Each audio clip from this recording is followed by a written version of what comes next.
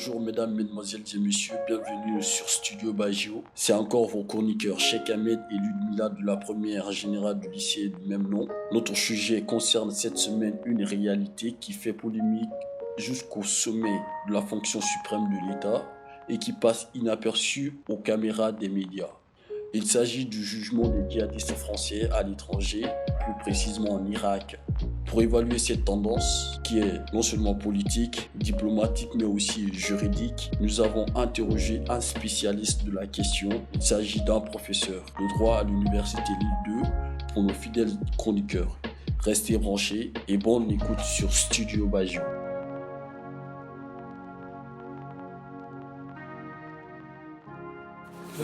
Qu'en pensez-vous du jugement des djihadistes français à l'étranger?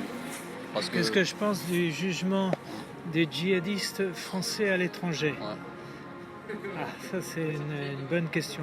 Je pense qu'ils devraient être jugés en France parce que ça concerne ce sont des citoyens français qui ont commis des crimes à l'étranger, mais je pense que...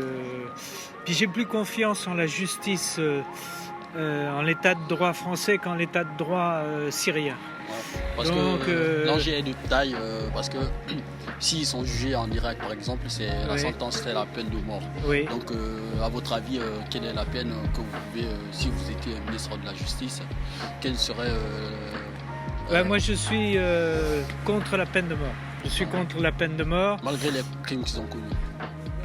Malgré les crimes qu'ils ont commis, c'est un retour à la barbarie pour moi, la peine de mort, et je ne souhaite pas ça à la France, ni aux citoyens français, parce que ça reste quand même des citoyens français qui, pour moi, ont été des citoyens français dévoyés, c'est-à-dire qu'ils n'ont pas cru en les valeurs de la République. Mais voilà. Ok, merci. Bonjour à tous et bienvenue sur Studio Bagio.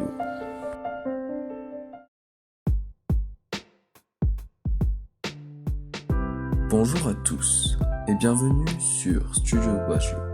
Cette émission vous sera présentée par Bilal Ben Bagda, élève de la première générale 1 Jane Austen, et parlera des arts martiaux. De nos jours, les arts martiaux sont utilisés pour la plupart du temps en tant que sport ou loisir. Mais à l'origine, les arts martiaux datant d'entre 1500 et 900 avant Jésus-Christ sont régis par de nobles valeurs telles que la solidarité, la fraternité ou bien la modestie. Les arts martiaux sont pour la plupart du temps généralisés comme des sports de combat asiatiques, sauf qu'un art martial est un style ou une école qui enseigne des techniques de combat à main nue, comme pour les arts martiaux les plus connus, le judo, le karaté ou encore le taekwondo, mais aussi avec armes, comme le kendo, l'aïkido ou bien le shambara. Les arts martiaux ne se limitent pas à l'Asie. Il existe aussi bien des arts martiaux en Occident, comme les arts martiaux français, le Jokkan et le Tenju no Michi. Les arts martiaux visent à développer son artiste martial, qui est le pratiquant de l'art martiaux.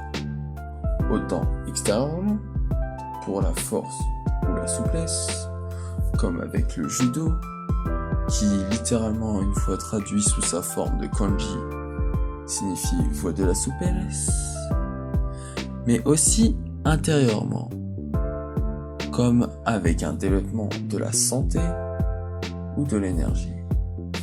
Dans certains arts martiaux, les techniques sont même basées sur la source d'énergie de l'homme, appelée le ki, le chi, le tao, le do, le tao, etc.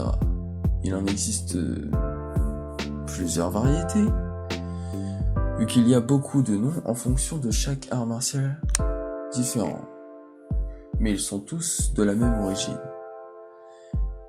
Les arts martiaux étaient déjà en Occident depuis bien longtemps, mais ils sont devenus célèbres grâce à leur utilisation pendant les guerres, comme les soldats américains qui apprenaient le taekwondo lors de la guerre du Vietnam afin de se défendre au corps à corps, mais aussi grâce à leurs dérivés de sports de combat, comme la boxe, l'escrime sportive ou bien la savate. Les arts martiaux ont donc réussi au fil des années à s'ouvrir au monde et ont réussi à créer des artistes martiaux d'exception dans le monde entier, comme pour la France avec son grand judoka Teddy Riner.